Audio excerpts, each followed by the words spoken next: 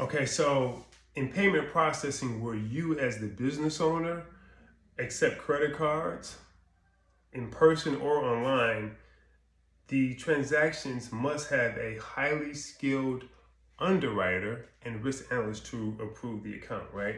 What that means basically is that whenever you sign up for a merchant account, in some cases, in all cases, you need an underwriter and a risk analyst to approve the account, right? There are other companies like, let's say, like high risk payment aggregators like a Stripe or a PayPal that have AI to automatically approve the account, but it doesn't mean your funds are going to be released right away. So you still have to have underwriting at some point. And you can't rely on emotion, right?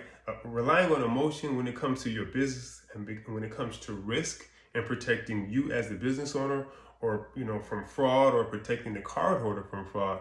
Relying on emotion is like relying on your drunk friend to operate on you in heart surgery because he's your friend or she's your friend, right? So I was talking with a leading professional in the payment space, right? And he was asking if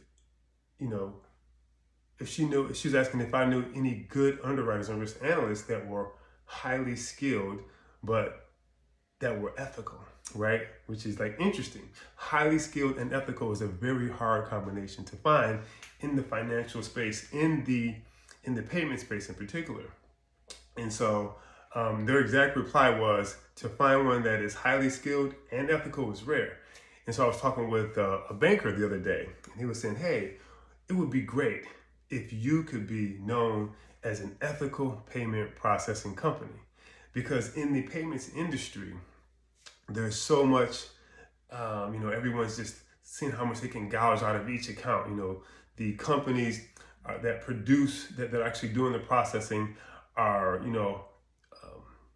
working with or partnering with sales reps or what you call ISOs who white label it.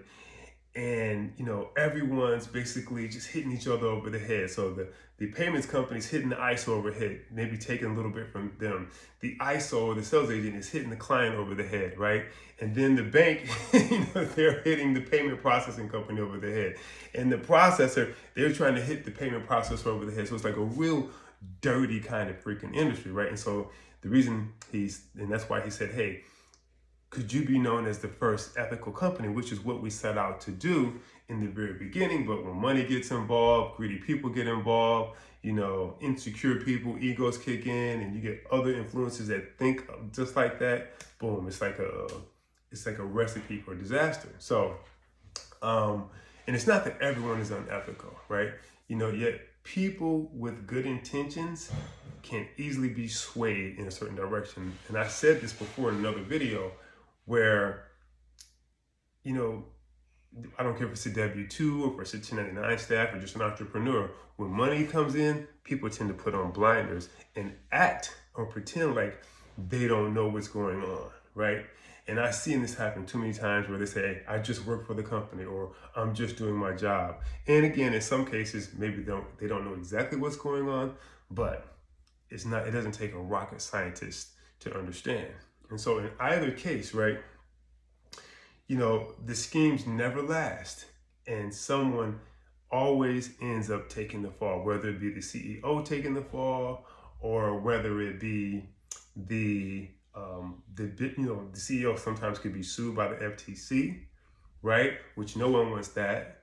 Or the business owner can be sued for fraud. The business owner that owns the actual, not the payment processing company, but that owns the actual company that's maybe selling online or in person, right?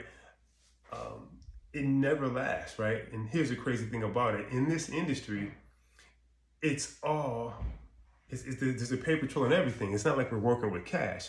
So I don't know why people think they can always get away with it, right?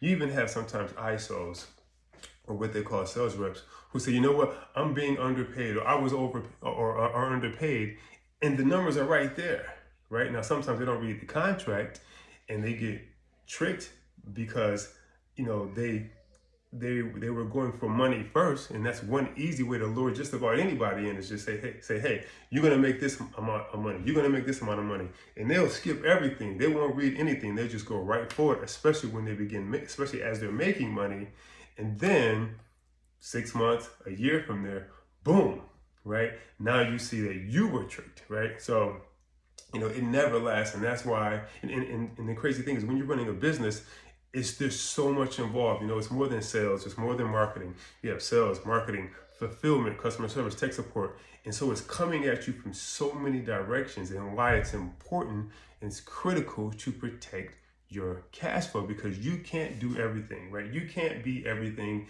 to everyone all at the same time. You can't be the best salesperson. You can't be the best marketing person, right? You can't be the best copywriter, right? You can't be the best customer service person, the best tech support person, the best operations person, the best accountant, the best bookkeeper, right? The best financer or a CFO, right? You can't do all these things at the same exact time, right? And so, again, it's critical to protect your cash flow. And so if you want a free consultation, this is totally free, right? You can click the link below and we'll set that up for you. And what we're going to do basically is just an assessment of where you are and where you want to be, because most people aren't even aware of their numbers. Most people say, I made 10,000 this month, or I made 6 million this month, or I made 1 million this month, or I made 100,000 this month, or I made 50,000 this month. And you even hear people all the time say, well, I'm an 8-figure earner. But I guarantee you, if they were to actually, and they spend like they're an 8-figure earner, they spend like they make 7 figures a day or 7 figures a month. But I guarantee you, if you were to crunch the numbers, they would be thoroughly shocked that they've been spending based upon the gross and not what's taken home. So click the link and I'll see you soon. Be good.